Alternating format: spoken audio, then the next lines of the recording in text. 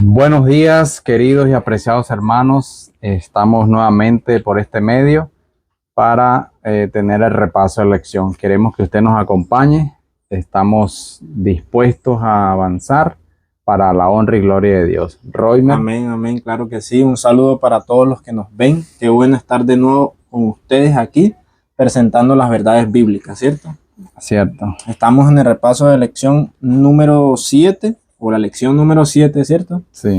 Que titula Volvamos a Dios mientras hay tiempo. Mientras hay tiempo. Vamos a iniciar con una oración para que sea nuestro Dios quien nos guíe. Vamos a orar, querido y buen Dios, Padre Santo, que estás en lo alto y sublime de los cielos. Queremos entrar en tu presencia en este día, dándote gracias por la vida, por la salud y por todas las bendiciones que tú nos das. Al abrir tu palabra queremos hacerlo con sinceridad, esperando que podamos ser edificados, que tu Espíritu nos acompañe, abra nuestro entendimiento y podamos comprender. Oramos en el nombre de Jesús. Amén. Amén. Bien, entonces, hermanos, vamos a ver el texto que tenemos allí. Roymer, es Hebreos capítulo 3, ¿cierto? Sí, Hebreos 3, 7 y 8.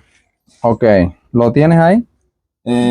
Pues aquí en el repaso de la lección dice: si oyeres hoy su voz, no endurezcáis vuestros corazones. Así es. Tiene relación con el título. Si oyeres la voz de ¿quién? De Dios. La voz de Dios. Vamos a ver que este texto también lo encontramos en el Salmo 95. Yo lo voy a buscar y lo vamos a leer. Lo que dice en el Salmo 95, el verso 7 y 8. Dice de esta manera, recordando que estamos introduciéndonos en el tema, en este repaso de lección, y usted desde la comodidad de su hogar, de su iglesia, del lugar donde usted se congrega, usted puede acompañarnos también. Dice así la palabra de Dios, porque Él es nuestro Dios, nosotros, el pueblo de su prado y ovejas de su mano. Si oyeres hoy su voz, no endurezcáis vuestro corazón como en Meriba. Gloria a Dios.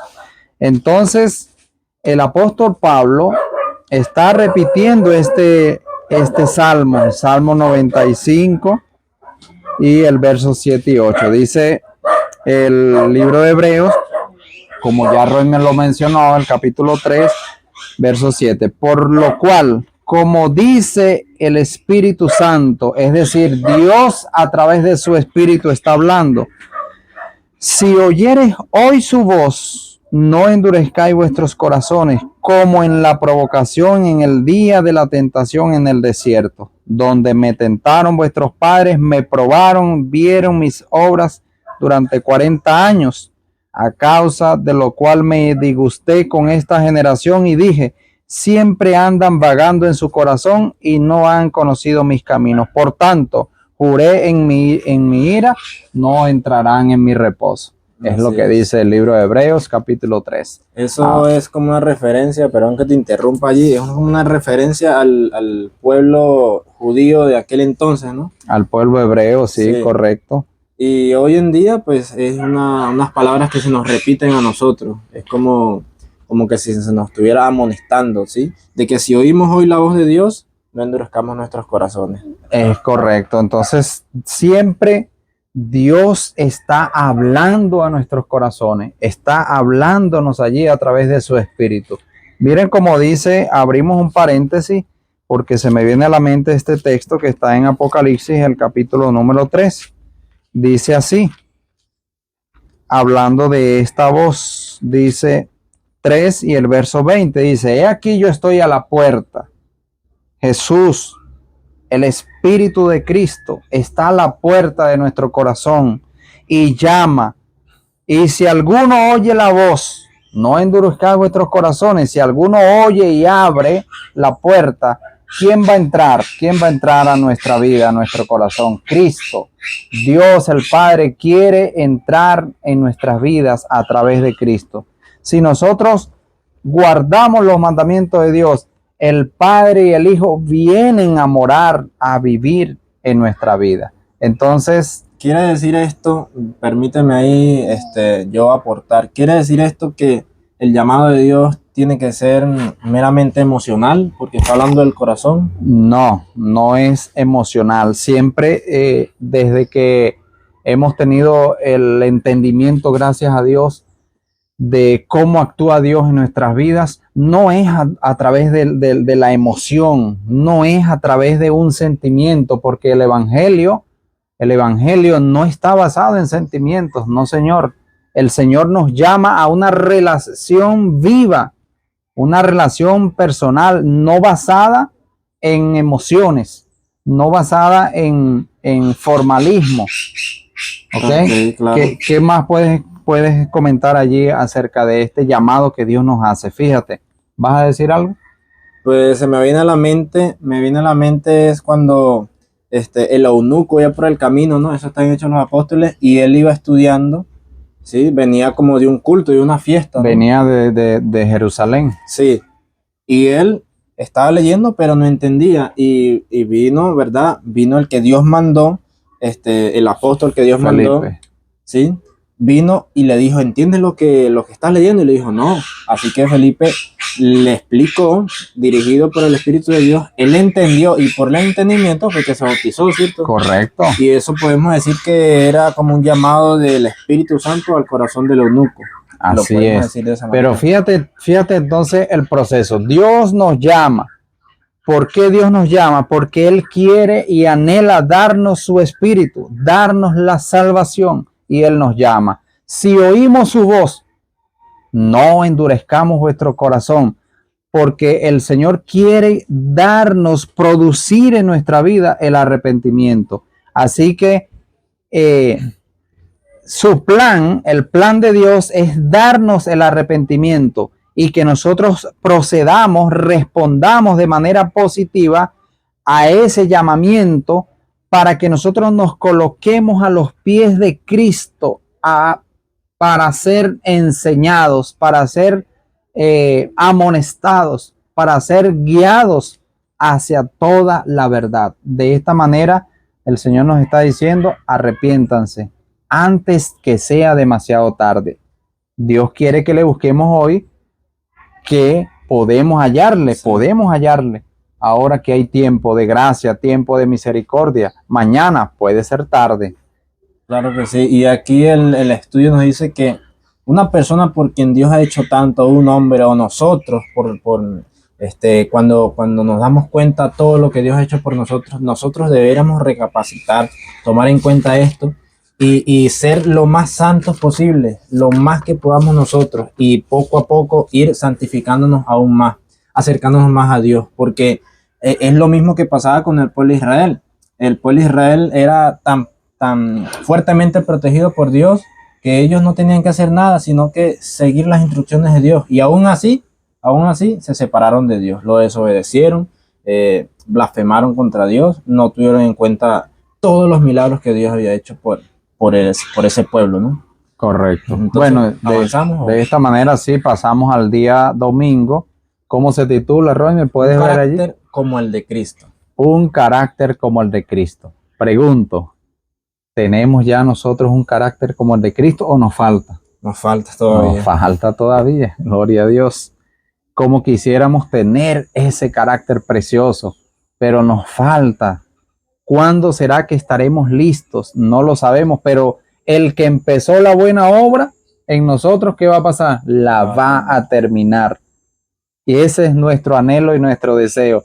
Saben que muchas veces se me viene a la mente cuando pues por algún motivo uno se enoja, se me viene a la mente de que mi carácter es más o menos parecido al de mi padre, al de mi papá terrenal.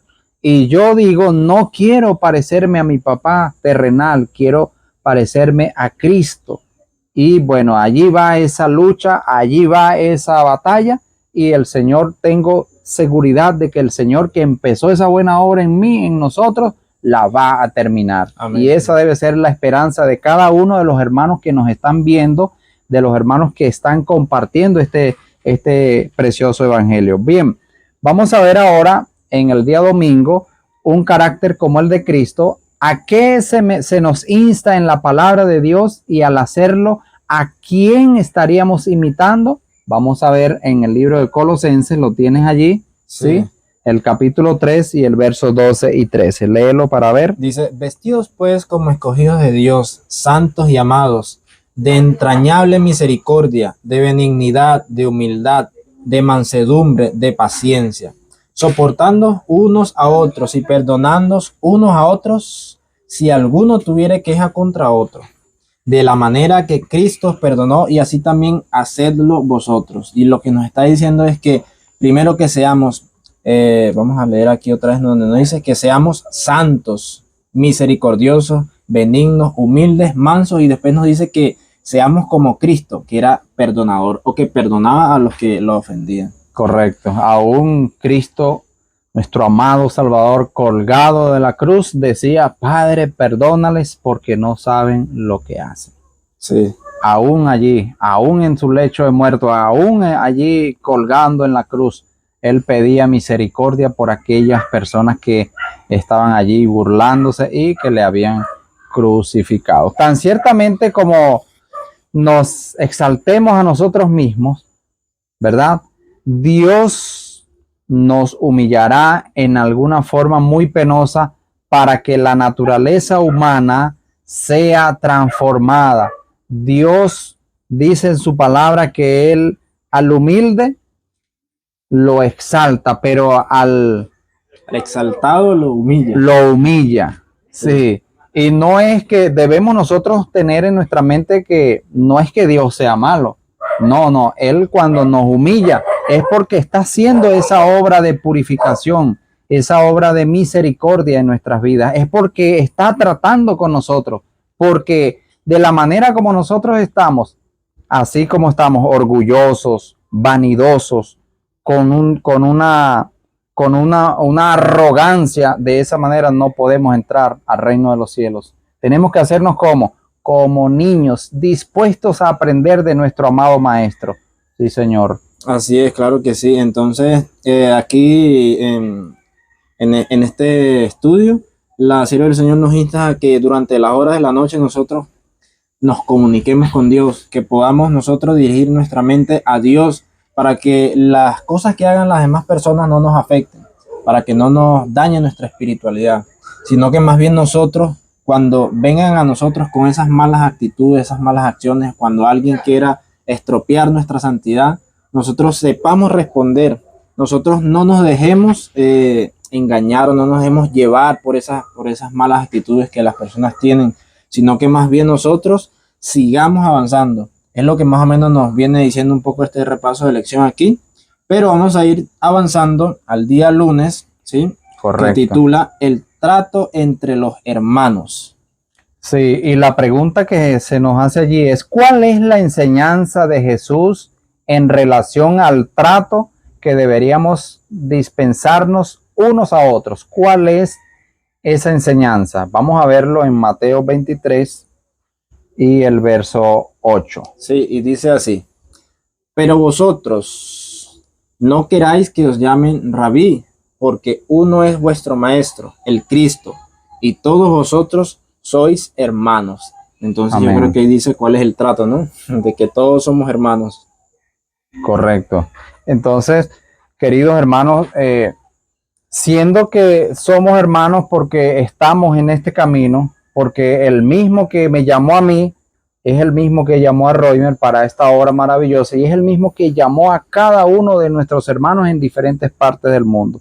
Es nuestro Dios, es nuestro Padre Celestial y de alguna manera estamos en este camino y necesitamos ser tratados con respeto, con misericordia, de acuerdo al contexto de lo que venimos estudiando, ¿cierto, Roymer? Sí, claro que ¿Qué sí. más podemos aportar allí en el día lunes? Pues lo que podemos ir diciendo por aquí, bien, nos viene diciendo, los ángeles de Dios contemplan nuestras acciones y dirigen nuestras palabras. ¿Sí? Es lo que nos dice. Dice que la sierva del Señor se le fue mostrado que el hermano y su esposa estaban engañados por el enemigo.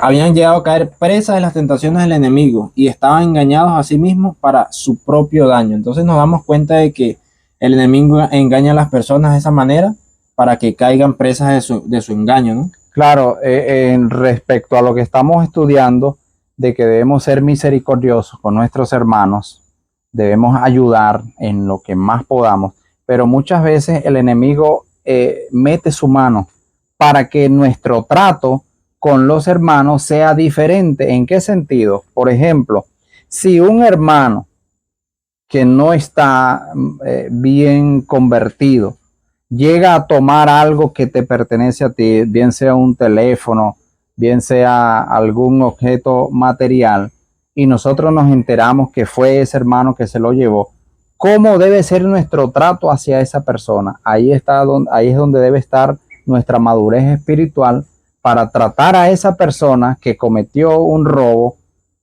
contra nosotros, para tratarlo como Cristo lo va a tratar. No sé si me hago entender Sí. en lo que estoy comentando. Se relaciona un poquito esto con Mateo 5:44, donde dice que amemos a nuestros enemigos, ¿sí? Cosa difícil. Sí, eso es prácticamente lo que Jesucristo enseña y dice que amemos a nuestros enemigos.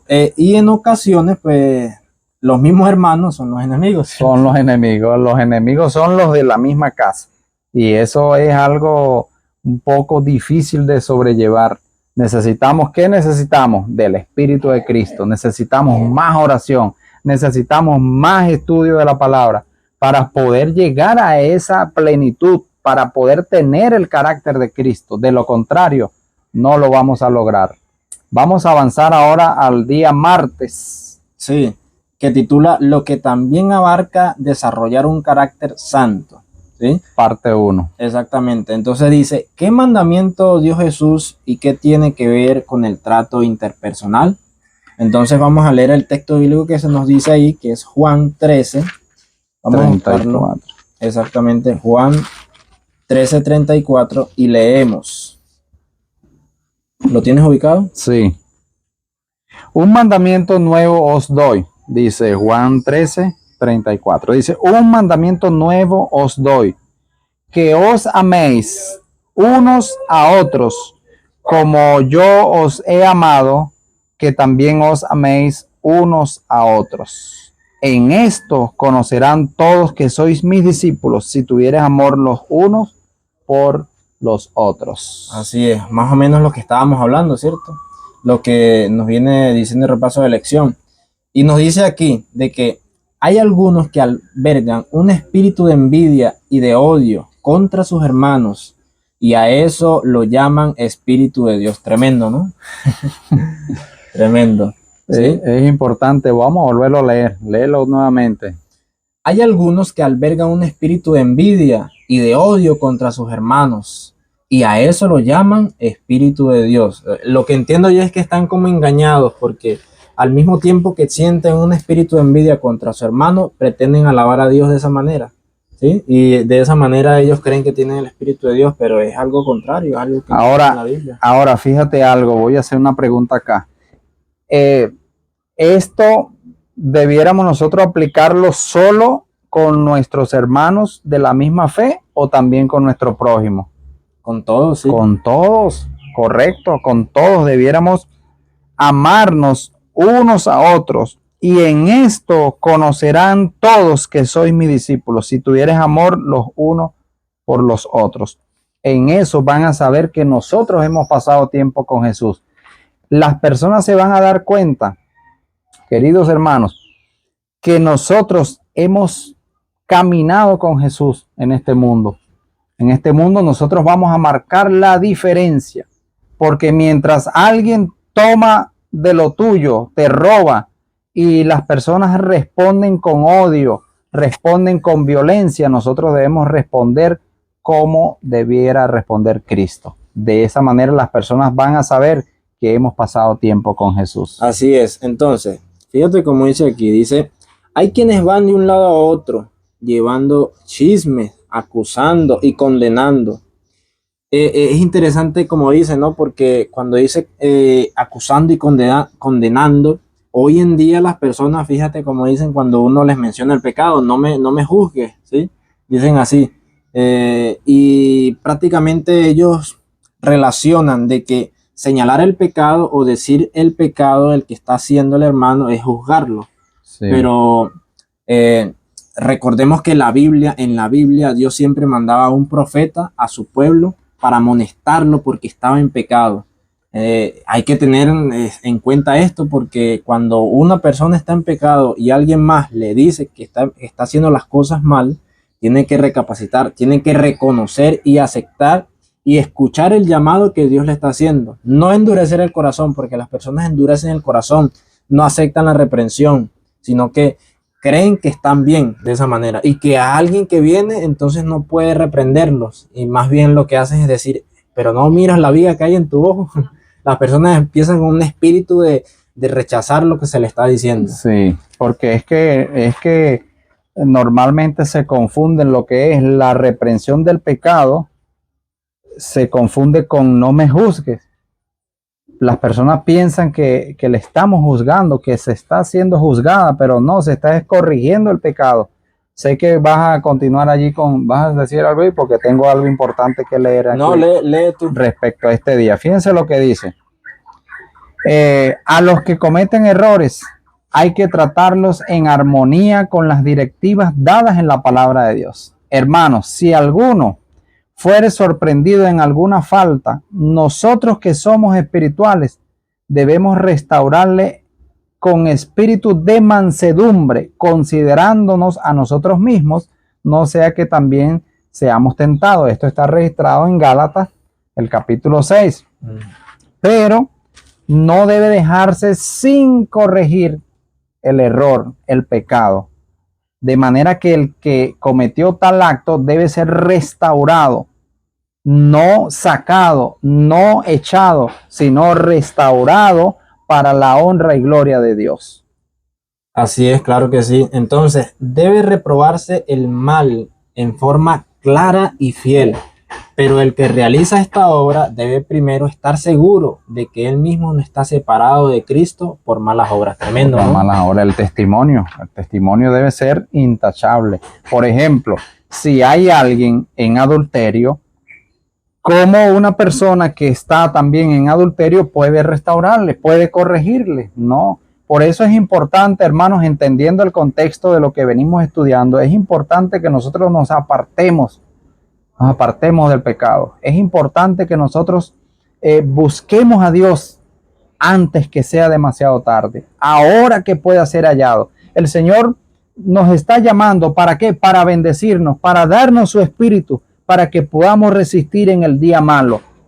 Sí, Señor, esa es la obra que Dios quiere hacer en nuestra vida, prepararnos para lo que ha de venir, porque seguramente el enemigo va a intensificar su ataque, el enemigo va a intensificar la obra maligna para perder a la gran mayoría de cristianos, de hermanos de la iglesia. Así que atentos, preparémonos, hermanos, y sigamos avanzando en nuestra fe.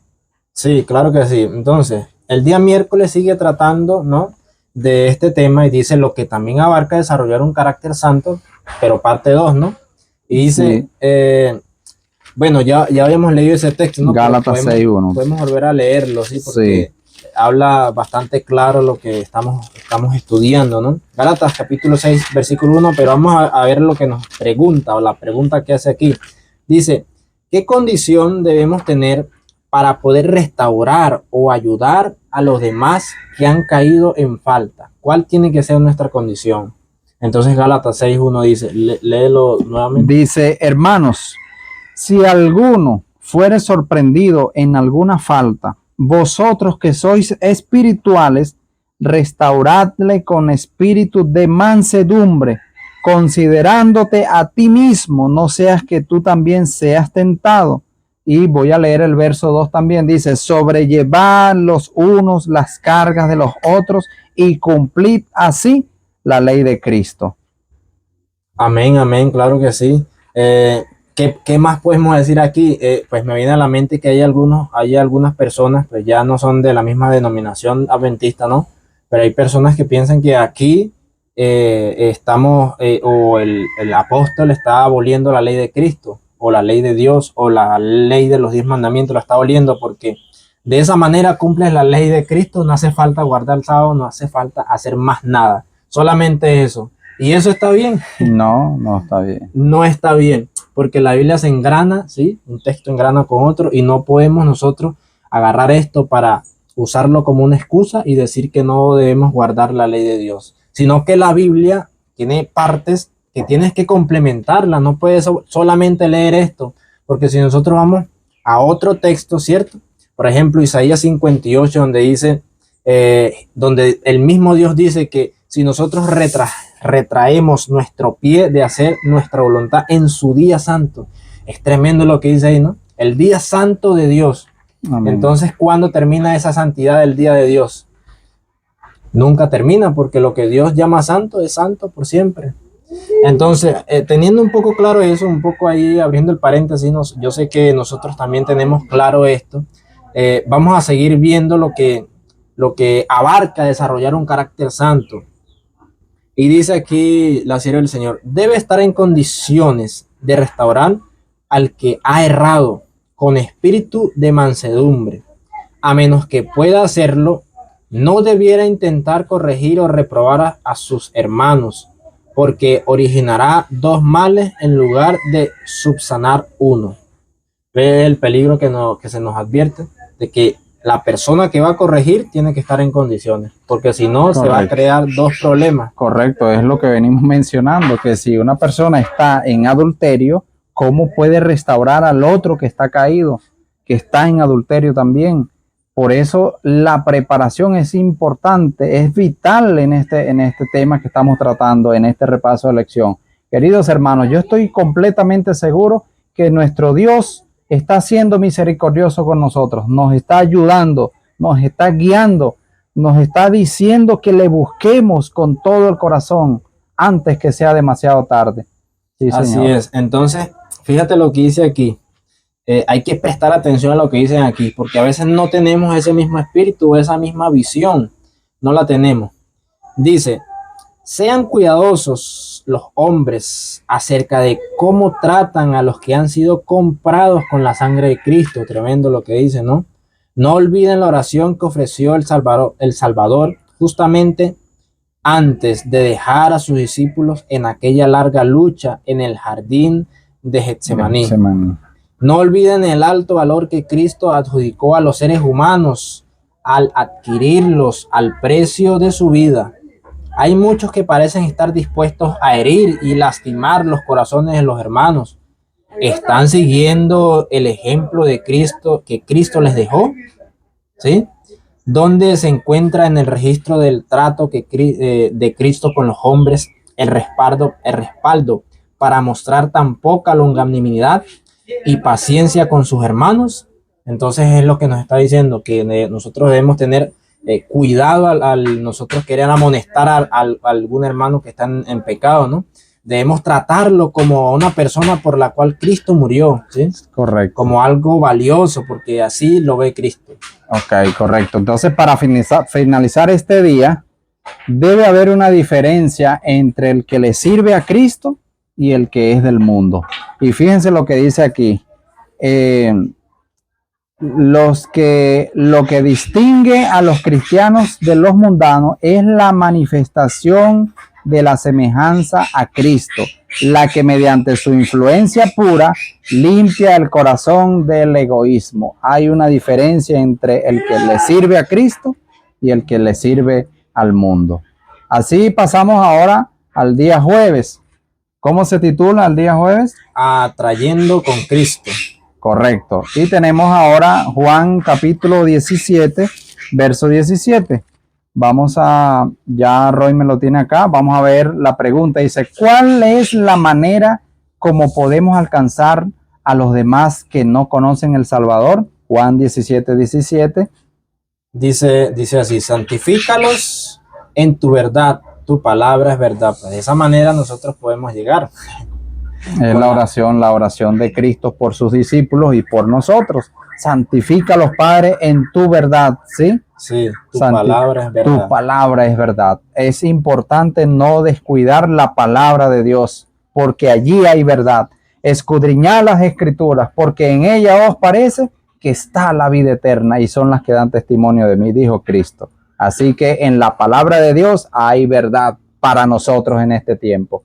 ¿Qué más podemos aportar en este día, Roymer?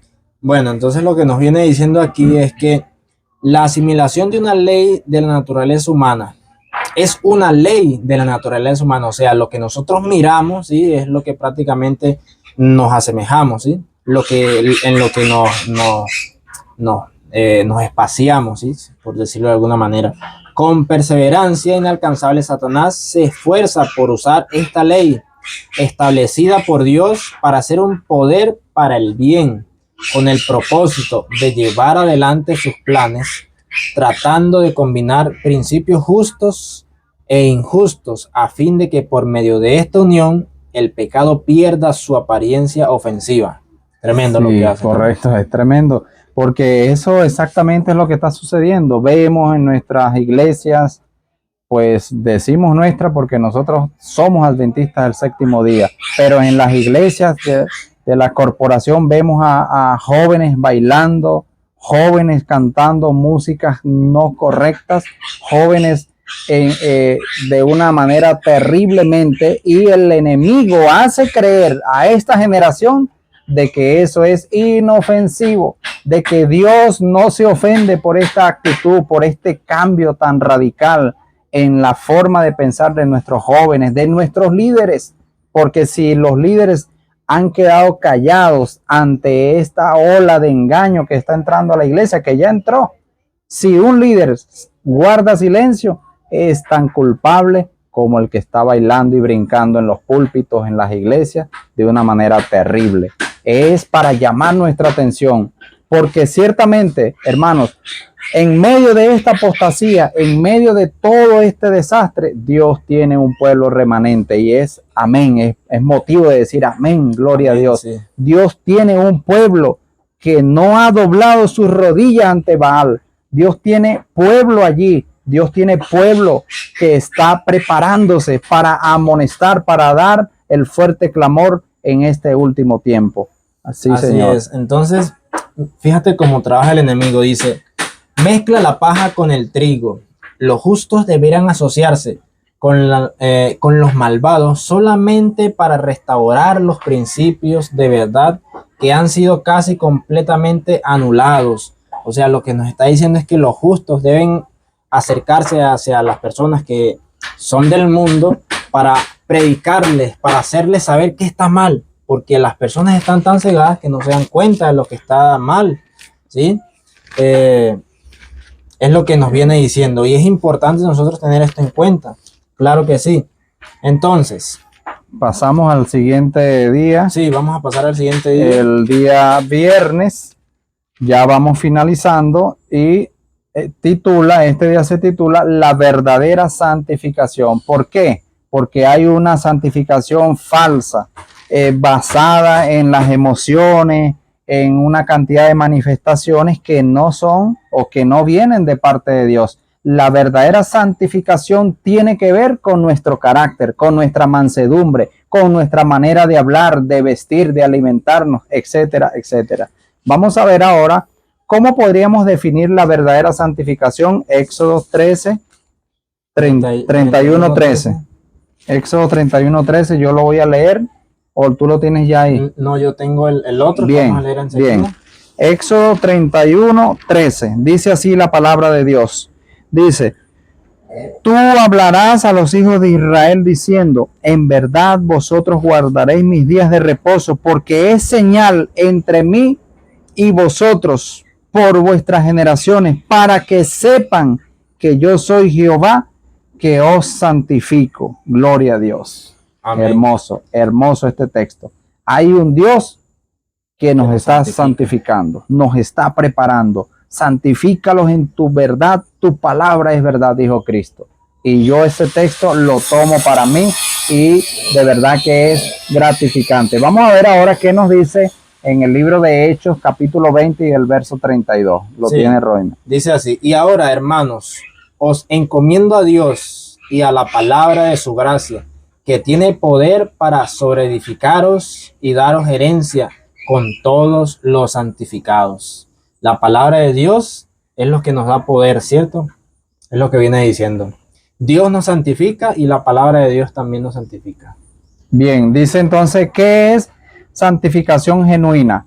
En el libro de Éxodo, el capítulo 31, podemos nosotros comprender el término de lo que es una verdadera santificación, porque Dios mismo lo ha definido. El Señor Jesús, pues el Señor Jesús nos había dado directrices al pueblo de Israel acerca de cómo construir el tabernáculo.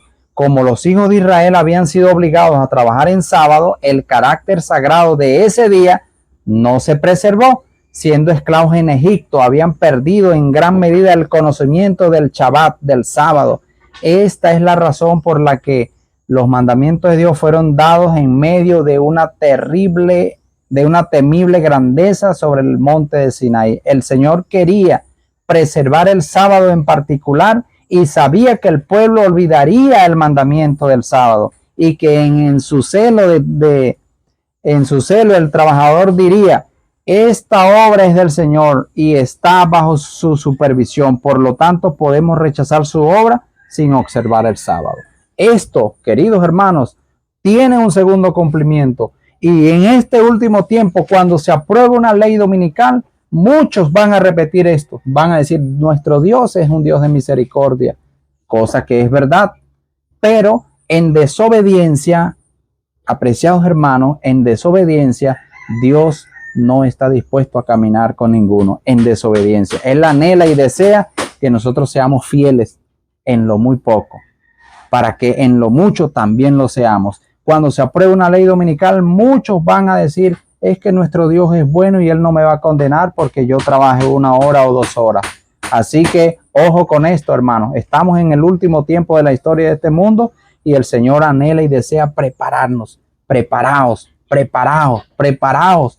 Es la voz que el Señor nos coloca en nuestra mente. ¿Qué más podemos agregar, Roimer? El enemigo trabaja tan fuertemente que hace que las personas digan que la ley de Dios no se puede guardar, que no se puede vivir de esa manera, de una manera perfecta.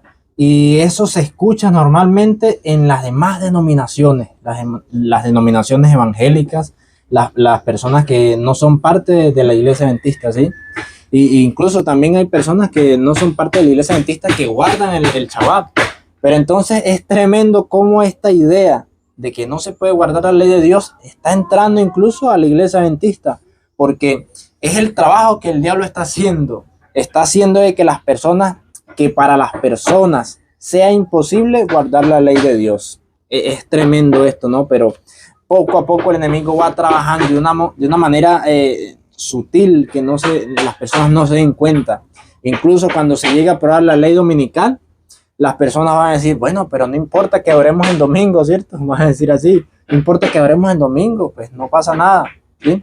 Y no se están dando cuenta que están entrando en terreno del enemigo. Correcto. Bien, queridos hermanos, de esta manera hemos llegado al final de esta hermosa lección, la lección número 7, esperando que haya sido de edificación, que podamos nosotros terminar de construir ese carácter con la ayuda de Dios, por supuesto.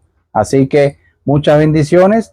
Esperamos que el próximo sábado podamos encontrarnos nuevamente por este medio. Bendiciones para ustedes. Vamos a orar. Vamos a finalizar con una oración a cargo de Roimer. Sí, vamos a orar. Padre Santo y buen Dios, Señor, aquí estamos, oh Dios. Nos dirigimos a ti humildemente para darte las gracias, Señor, por este estudio. Esperamos, mi Dios, que tú lo uses, Padre, y que sea de bendición para las personas que lo miran, Dios. Amén. Gracias porque eres bueno con nosotros. Gracias, Señor, porque eres misericordioso y quieres que nos acerquemos más a ti, Señor. Amén. Que santifiquemos nuestras vidas más.